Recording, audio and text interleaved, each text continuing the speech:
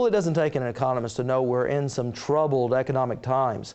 Earlier, I spoke with Bob Rader, a distinguished Oklahoman with close to 50 years investment experience, about what's happening to our retirement savings.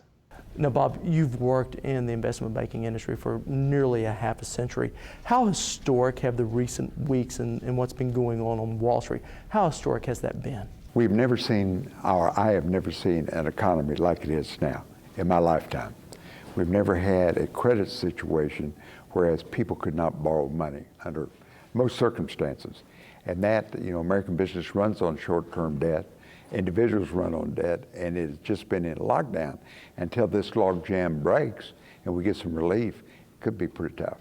As simply as you can tell us, how did we get here? Oh, I think we had cheap money in years past. We had very loose lending practices. I think people started living outside their means.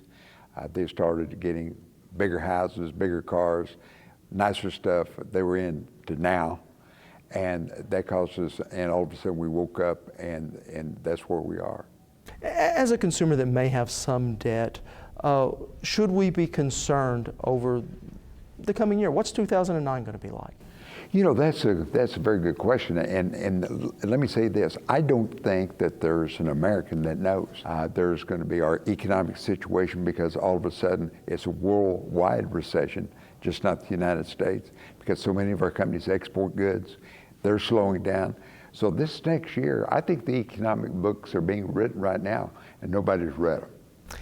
How important is attitude when it comes to our economic well-being in this country? Attitude is so important. The reason is, regardless of a person's net worth, when a person has to take a second thought on whether to spend money, take a trip, buy something new, fear, a concern about their own money. You can take people my age, let's say, people that are retirees, and the first thought is, I outlive my money.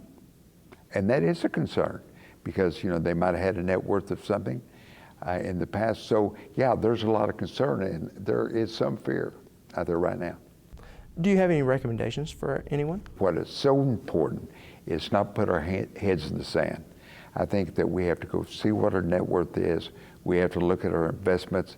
If a person is concerned, which we all should be concerned, I think they ought to seek out their financial advisor, their bankers. Our banks in Oklahoma are in great shape. Go down and talk to somebody that is professional. And the thing is, get it down to a point where they can have some comfort.